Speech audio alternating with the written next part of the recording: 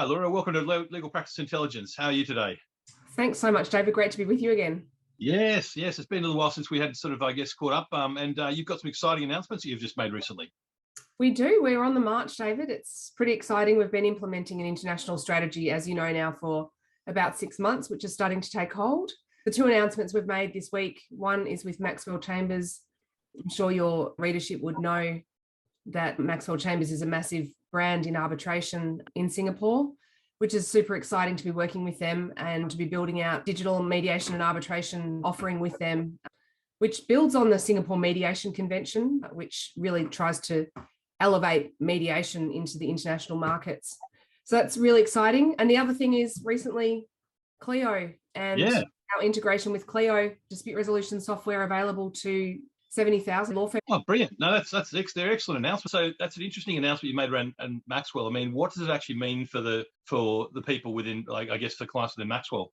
What it means is that Maxwell will be adopting, when required or when desired, our mediation and arbitration platform for the conduct of their matters. Mm-hmm. And it will be a branded Maxwell Chambers platform, which, all of the mediators and arbitrators who run matters through Maxwell will be able to use. Mm-hmm. And so it's really, I guess, making that technology available, which is best in class technology for the conduct of digital proceedings, which really, I guess builds on the tailwinds of COVID and the fact that everybody's been learning to operate in a digital environment. We're now really switching into phase 2, which is the fact that we need to do this properly, protecting client lawyer ethics and protecting documents and privilege. And that's what our platform aims to do. So I think they're pretty excited to be bringing something like this to market with us. Yeah, that's excellent. So, I mean, I guess across the world, there'd be other sort of chambers as well that would actually be, this could be one of the things on their shopping list in terms of actually providing this to their users, to their clients. Well, that's right. And I mean, a number have reached out to us even overnight because such is, the power of the Singapore brand. And as we know, Singapore do everything in life very well. And so it's really good to have them on board. And there are certainly a number of large and small arbitration centres across the globe who, really do play in this space. And so we're pretty excited to be starting to work with some of them as well. Oh, brilliant. And just on the Clio announcement, I mean, that's a pretty significant integration you've done there. I mean, there's a large base of law firms that could actually be looking at your platform you've got to help them. I mean, I guess, will that sort of be marketed through Clio? How could people access that, the platform? I think they can access it through the Clio marketplace. So they can, where it's available as an app, as an add-on, and then they can subscribe for us. And the data will then flow from the Clio document management system into the mediation platform. So what that means is if you're conducting a digital proceeding on our platform, a mediation, arbitration, a conference or a hearing, and you are a Clio customer and you wish to push documents across and push data across into our platform to make it available. And also, if you sign a settlement agreement on our platform or do some drafting and then you wish to push it back and store it inside Clio, that all happens pretty seamlessly now.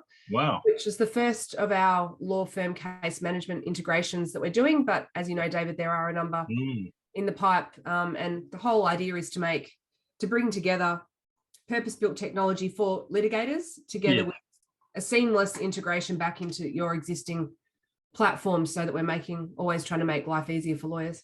So in terms of the pricing model and things like that, are they buying on a per matter basis? Are they buying it for a yearly? How are they buying it? It's a discounted subscription to our ordinary service, which can be purchased on a monthly basis or an annual basis. We also, as you know, David, have a managed service where people can come to us and say, I've got a very large matter. It's involving, a number of proceedings or a number of parties in different countries. Yep. Can I have one of your young lawyers sit in and host the matter for me on the platform so that, I just don't have to worry about anything? And that managed service we run quite regularly for law firm clients. It is a different way, I guess, of accessing the platform in a test environment, in the sense that, you don't need to worry about the tech. Although our tech, we believe, is pretty intuitive. It's nice for people to feel that they've got that backup there and, the full scale of the mediation team sitting behind them first matter. So, I mean, that's all they need to do for that is just ring us and we'll organise it. And is the typically speaking, a law firms actually dispersing the cost is back into clients? So is that something they can recover in terms of a bill to client? Absolutely. Yep. So they can, particularly for managed services. We are also able to work with clients who have a subscription system because we know which matter it is that they're using it in relation to. And so we can easily turn that into a billable disbursement for clients. We find typically for our managed service, as is traditionally the case for a matter run between two or more law firms, they often come to us together and say, we're just going to split the bill, as they would for, if they engage one of our mediators as well. And then we just invoice them half. I imagine that this would be sort of product that that people that are like partners that are selling iManage or selling Net Documents would be a nice sort of slip into what they're doing currently. Is that something you're finding? Definitely. And I mean, we've had really a lot of interest from partners in reselling the technology, particularly where they have embedded client relationships inside law firms. And that's something we're very open to, obviously, because, we're all about enablement. And so if we can enable those law firms to access something through a trusted partner, we're all about it.